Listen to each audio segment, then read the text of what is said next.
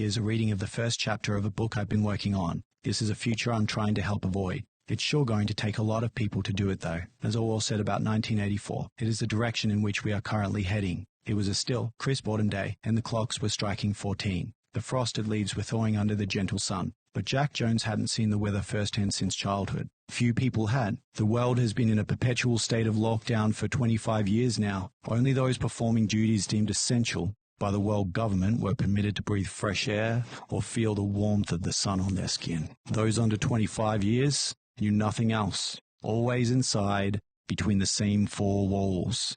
Every interaction they had, and everything they knew, came from the screen, filtered by the Ministry of Truth through layers of censorship. Isolation and control were the themes of the new world. Every citizen was issued the same standard apartment cubicle, 8 by 6 meters with a hotel-like open-plan design, a twin bed that folds against the wall during the day, a small bathroom, and a kitchenette. The walls are a light, off-white color. No decorations, no pictures, nothing to make them personal of any kind. In place of windows, the living room and bathroom contain displays supplied by the government designed to simulate ideal weather, called telescreens. This was mandated by the World Health Organization several years ago, which they claimed was to protect citizens from the risk of seasonal affective disorder during bouts of rain. In reality, they are propaganda devices that make it impossible to directly observe the outside world. It had not only been 25 years since Jack had been outside, it had been equally long since he saw the sky with his own eyes. His memories of natural daylight had merged and mixed among the countless virtual days he'd seen since. Jack kept an old plastic alarm clock on his desk, carefully placed outside the view of the camera above the telescreen.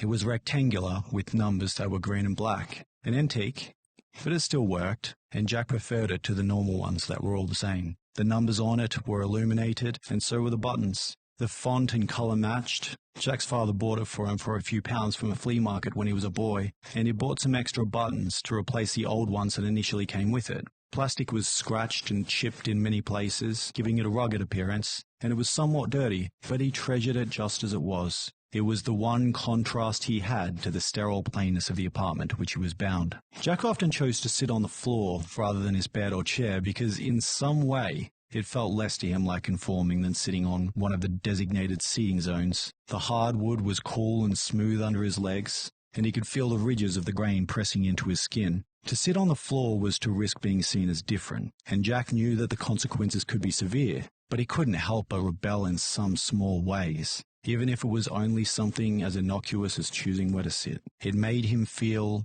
like he was in control of his own life in some way. Today, the telescreen showed a view of a sunny day in the countryside with a grassy meadow, a white picket fence, and a blue sky with wispy white clouds. The field was lit up by the sun, which was high in the sky. It was always a beautiful sight. But even the most vivid screen is still only a screen in the end. At least for Jack. For many, it had become life, information, the window to the world, their friend, and their enemy. The telescreen was never still. When his cameras were not fixed on you, they changed angles and focus as their attention wandered around the room. Sometimes it focused on the wall or the ceiling, sometimes on itself, and sometimes on a pile of dirty dishes in the sink or a stray sock on the floor. Of course, there was no way of knowing whether the government was actually looking at this footage, but they had access to everything Jack said and did for 25 years. As someone who disagreed with them, he had to live from habit that became instinct, in the assumption that every sound he made was overheard and every movement scrutinized. Some people have jobs, but most just sit around in their tiny rooms doing nothing. They eat their drone-delivered meals out of a packet and mostly spend their days watching videos on the telescreen. One may ask then, what function they serve in society? They're essentially content taste testers, so privileged party members know what entertainment to select when it suits them. Each person is meticulously profiled based on their patterns of behavior, and data is constantly gathered from what they input and what they look at via eye tracking. Pupil dilation can also be used to determine their level of attention and pleasure. Jack worked at the Ministry of Truth in the social media division. His job was to flag or censor material in accordance with a changing set of rules day to day. He hated doing it. His fingers would meander over the keyboard, his mind numbed by the lack of creativity required for the job. The telescreen watched him. If Jack stopped typing for more than a minute, it would send a warning tone to the screen. After 2 minutes, the screen would start flashing until Jack resumed typing. At any time, a new law could be announced to remove freedoms the people still had. Jack would have to catch himself when the news of a new law popped up on the telescreen so as not to give his condemnation away by mistake. He had no idea if even one other person in the world agreed with him. He would tell himself it was ridiculous. Someone had to see it like him. He imagined how differently he would have to think about everything to see the world government as a true leader for the people. He told himself someone surely must see through the government's paper-thin level of benevolence as he did. But, without proof, he could not escape the gnawing possibility that he was alone in this most important of ways. Even as he considered this, he was aware of the telescreen babbling in the background. As a member of the world government, you have the great honor of keeping the peace, freedom, and prosperity of the world safe. This is a duty that you and every other citizen take pride in. In just a moment, we'll be showing you a video explaining the latest developments by the Ministry of Peace concerning the ongoing mission to eliminate all wars and ensure the world's peace and prosperity. Jack sighed. He knew he'd have to watch the video, then see if he didn't. Please pay close attention, as the information you're about to hear is essential and can only be heard once. The Ministry of Peace's video began. It was set in a small, wooden village in the depths of the countryside. A farmer and his wife were talking about the concern for the war in Europe. The farmer said he worried about his cousin in Austria, although he was grateful to be living in peace in the countryside. His wife showed him their secret map of Europe, hidden under the floorboards. They talked about the war, about their worry for their cousins, until they fell asleep. They dreamed of their cousins in Europe, walking toward a ruined, bombed-out town. The following day, they went to the Ministry of Peace to report their dream. The Ministry of Peace declared that it was an act of war, and that the farmer's cousins were probably spies. The farmer and his wife were sent to a re-education camp. Jack turned off the telescreen and was left sitting in a silent room. He was thinking about the farmer and his wife and the horrors of war. He wondered about them, if they were spies. They weren't so different from Jack. Jack thought about his colleagues, his neighbors, the people he had seen on the telescreen. He did not know of a single person who did not support the government. Everyone seemingly supported them. Almost everyone, Jack reminded himself. He did not. When Jack looked in the mirror, he felt no connection to the man looking back at him. His once dark brown hair and reddish highlights had faded. His eyes were dull and lifeless, and his skin pale. It was as if all the colour had drained from his body bit by bit as he ran out of hope. He had all but reduced into a mass of flesh and parts that had been manufactured and programmed for sedentary work. He wasn't like the humans of old, who were born and died and lived, who felt and hungered, loved and hated, who had naturally and passionately taken it upon themselves to create art, music, and literature. There had been no joy in Jack's life for years now. Nothing. He'd had a wife once. They had been together for just 5 years before being split apart by the world government and forced to live alone for the rest of their lives. 5 years was the duration allotted by the government for reproductive practices, quote-unquote. Outside of this time and raising children to 10 years of age, all adults had no choice but to live alone. Rebecca, Jack's wife, and he could not have a child together for medical reasons. He remembered when their time was up. He'd been sitting in his apartment talking to her on the telescreen. She was at work. Her face looked so natural, full of life, and beautiful. The telescreen had suddenly cut off, and he lost sight of her face.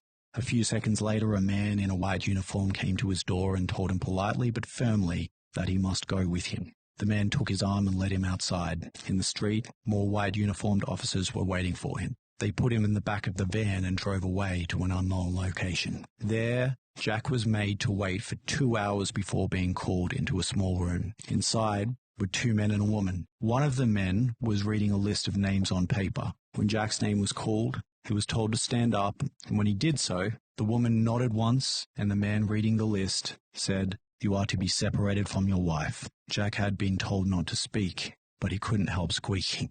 What? The man reading the list repeated the words and nodded to the woman. She pressed a button, and the 2 officers who had brought Jack in came and took him by the arms. They held him tightly as he tried to struggle. He was dragged down the hallway to a door thrown inside. The door was slammed, and he heard the vital turn in the lock. Jack was locked away until Rebecca had been removed, and he never saw her again. Jack was born in 2041, making him part of a dying breed of people who still remembered what it was like to be free, at least partly free. He recorded time before telescreens, when people were allowed to go outside anytime they chose. They had pictures on their walls and decorations of all sorts. When Jack was a child, he had a stuffed animal. He remembered it being his only possession, and that it was the first toy he'd understood to be exclusively his. The feeling of the soft fabric, the way it smelled, the sound it made when handled. He remembered the games he used to play with other children, the feel of the grass between his toes and how the wind felt on his face. He remembered the taste of fresh air. Young people today had never been to a park or seen the sun or moon. They had never seen the ocean or a large body of water except on a telescreen. They had not held another person's hand since they were 10 years old or saw a friend in person, unless they were currently in their 5-year durated relationship to procreate. They didn't even secretly wish anymore. It was all banned, stolen from them. Freedom of speech, thought, and movement amounted only to remnants of the past, and first-hand knowledge of them grew rarer by the day. At least Jack had that. Jack's day started like most days. He walked into the kitchen of his apartment and poured himself a cup of Victory coffee, using the last of his beans. It was almost flavorless. It was a mix of mostly soybean and corn with a small pinch of real beans, just enough to give the aroma of coffee. He tried to make it more palatable in the past by adding sugar and milk, but it never worked. Now he knew there was no avoiding the taste. He just leaned back and gulped it all down. This morning was exceptionally bitter, like it had been sitting for days. It tasted like water they used to clean the floor. Went down like a sour, steaming lump in his stomach. Coffee was scalding hot and left a bitter aftertaste in his mouth. He could feel it burn all the way down. If a victory was won, the man drinking Victory coffee had not won any. At least I almost finished it, he thought. Jack was chatting online with an avatar, wondering if they were controlled by a person as they claimed, or if they were just a realistic bot. It was impossible to tell since he couldn't leave his apartment, much less arrange to meet them to see if an actual person showed up. Yet it was all he had. This particular avatar called herself Naomi. This prevented Jack from ever feeling entirely sure that he was interacting with a real human being. He often chatted with her for hours about the world before the war and how it differed from what he had known. She said she was in her early 20s and had lived in an isolated area of the country and claimed to have no knowledge of what happened to it. Her avatar was a woman of indeterminate age. She had long, red curly hair and wore a white dress, like a medieval English lady. The way she talked, she sounded like a natural human being, not some programmed piece of software, Jack thought. Her words were articulate and well chosen, even if the language was old-fashioned, and Jack had no way of knowing if it was genuine. He finished his coffee and threw the cup in the bin. It hit the wall and bounced back, landing on the side. Jack walked over and picked it up. Obedience, he thought to himself, as he put it in the bin. Jack had often spent hours mindlessly scanning his newsfeed. The new update to the telescreen is going to be amazing. It's going to be so much more immersive. It's going to feel like you are actually there. The World Health Organization urges everyone to get the flu vaccination. The vaccine is completely safe. There is no possible side effect. But today, it was interrupted. Ping! A notification indicating the need to return to the top of his page. What is it now, he thought. This was precisely how he got notified when the last new rule was announced. This was different. A new dialog box popped up. Personal evaluation. Question 1. What is your opinion of the national security system? A. I value it highly. It is a true example of government action for the betterment of people. B. I value it moderately. It is a good way of protecting the community. C. I do not value it at all. It grossly violates individual privacy. Or D. I'm not quite sure how I feel about it. Please give me more information. Jack's heart was pounding as he sat there staring at the question. Had he given something away? Why had this test popped up now? He was always careful. He could feel the pressure of trying to answer the question in a way that would skip him out. Should he just play dumb and select A? Or was there an angle he had failed to see? After a few moments of internal panic, he changed his mind and chose B before hitting the submit button. The dialog box vanished, and he was back into his newsfeed. He was shaken up. There was nothing that he could do about it now. He tried to forget about the test, but it nagged at the back of his mind all day. He was on edge, waiting for the other shoe to drop. He felt like he was being watched. Could it really be just a coincidence? The next day, Jack woke up to another notification. This time, it was an invitation to meet someone in person. They want to talk to him about his evaluation. His heart sunk. This must have been it, he thought. He must have been caught. Jack prepared himself and walked out of the building for the first time in years. The sun was so bright he could barely open his eyes at first, even early in the morning as it was. He closed his eyes and took a deep breath, savoring the moment. It was so good to be outside again. He'd forgotten how wonderful it was to feel the sun on his face and the breeze in his hair. He opened his eyes and looked around, drinking in the sights and sounds of the world around him, relatively bleak as it was. The smell of fresh air and nature was intoxicating, and the birds singing in the trees sounded like music to his ears. He walked down the street toward the advertising board. The pavement was cracked here and there, and some cracks were filled with dark-coloured tar-like substance. It was smeared everywhere, and it had a distinctive smell. The smell resembled that of the sea and burning fuel. Jack didn't know what it was, but it had a tar-like consistency and was black in colour. It was spread all over the streets and almost always in the pavement cracks. It had a strange rubbery feel, but it never dried out or crumbled. It seemed endless, constantly seeping out of the ground and forming new cracks, never disappearing. Jack made his way to the Ministry of Truth to meet a person who sent the invitation. He sees a lone figure sitting at the table as he enters the room. The formation of a man dressed in a black suit with a white shirt and a black tie beckons him over, and Jack reluctantly approaches. The man informed Jack that his evaluation was generated because the computer flagged him with potentially suspicious behaviour. Not to worry, this is just a formality, the man reassured Jack. My name's Ari. I have some follow-up questions regarding any feedback you have from which the world government might benefit. The man was smiling, seemingly to make Jack feel at ease, but his eyes were cold and hard. The smile never reached him. First, in your opinion, what do you think of the national security system? Jack took a deep breath and tried to remain calm. I think it's a wonderful way of protecting the community. And what do you think of the telescreen update? Again, Jack tried to keep his voice steady. The experience will be much more immersive. It's going to feel like I'm actually there. I'm really excited about it, as Jack smiled, trying to be convincing. The man nodded and made a few notes on the pad before him. Jack couldn't help but notice that his hand was shaking slightly. Felt like he was going to vomit. Is there anything else you would like to add? Jack shook his head. All right then. Thank you for your time. I need to clear my assessment with a colleague, and I'll be back soon. The man got up and left the room without another word, leaving Jack alone with his thoughts. He was sure he was going to be arrested, or worse. He didn't know what to expect. All he could do was wait for the man to return. Ari returned after 15 minutes and casually told Jack that he was free to go. Jack didn't know whether to feel relieved or not. He slowly gathered his things and left the room, his mind racing with what had just happened. He was sure he would be watched more closely now. He would have to be more careful. Jack was provided with transport back to his home. The car stopped outside his house, and he got out, his legs still shaking. He had to take a deep breath to compose himself. He walked up the path and let himself in, the door automatically opening. The house was dark and quiet. He walked upstairs to his bedroom and said, "Lights, 50%. The lights in the room dimmed a little. Once he was alone, he felt at least he could relax, even though he knew he had no privacy, really. He sat there for a moment, trying to calm himself. He was still shaking and felt like he was going to be sick.